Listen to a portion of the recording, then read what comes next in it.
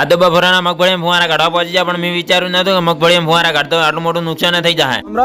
તારી વાત છે. તારીખ 10 ઓગસ્ટ 2025 ના સવારમાં 10 વાગે મારા ભાઈ મારા પણ પાકીટમાંથી પૈસા કાઢી હું ભાળી ગયો. પછી થોડાક પૈસા લઈને આપણે જવાનું ધોજવાડા એરિયાનું કટુ લેવાનું, હાથી થોડો સામાન લાવવાનો હતો. ઘાવ આપણે રવાના થયા ધોજવાડા હારું. ઘાવ ધોજવાડા પહોંચી જાય, થોડો સામાન લીધો. સામાન લઈને ઉભા રહીને આપણા મોટા બિગ બેન મળી જાય. ભાઈ કે તમે વિડીયો મસ્ત બનાવો, એટલે હું તો એટલો રાજી થઈ ગયો. હા હા ભાઈને માની તો હું ઘાવ એરિયાનું કટુ લેવા પહોંચ્યો. ઘાવ કટુ લીધું ફટાફટ પહોંચી ગયો પકોડી ખાવા. ઘાવ ખુબાથી પકોડી થાપ ગાડી નો જેવો પકોડી ખાઈને બહાર નીકળે. બીજા ભાઈ મળી જાય. ભાઈ કે તમારો વિડીયો એકદમ મસ્ત આવે છે. હું તો એટલો રાજી છું કે મારા પેટમાં પકોડી ઉલડતી હતી. તરત હું ઘાવ ઘર હારું ફરાર થઈ ગયો. ઘાવ ઘેર આવી જાય સામાન છોડીને ફટાફટ અમારો ઘોડો તડકે પડતો ઘાવ સોલા લાવી દીધો. બ્રેક પર ભમાઈ નો છો બાતો. પછી ઘાવ ક્ષેત્રમાં પહોંચ્યા ફુવારા કાઢવા. ઘાવ ફુવારા કાઢવાનું જ્યાં લગભગ અડધો કલાક બાધા ફુવારા કાઢી ન જતા. એક ક્ષેત્રમાં ફુવારા કાઢીને બીજા ક્ષેત્રમાં ઢૂજી જતા, પણ ભૂલથી લેટર તોણી પીરેલા માં તો કાક બટી ગયો. લગભગ 100 રૂપિયા નુકસાન થઈ ગયું હતું અમારે. ઘાવ કુએ પહોંચ્યો ફટાફટ અમારે કાક નું નુકસાન જોયું. એના માટે એક્સ્ટ્રા અમે વધારાના રાખત છે, એટલે ઘાવ લઈને આવી ગયો પાછો રિપેરિંગ કરવા. હાથે હાર કટી આવ્યા ઘાવ કાક રિપેરિંગ કરીને ભાઈ રવાના થઈ જાય ઘર હારો. બોલો જય શ્રી સીતારામ.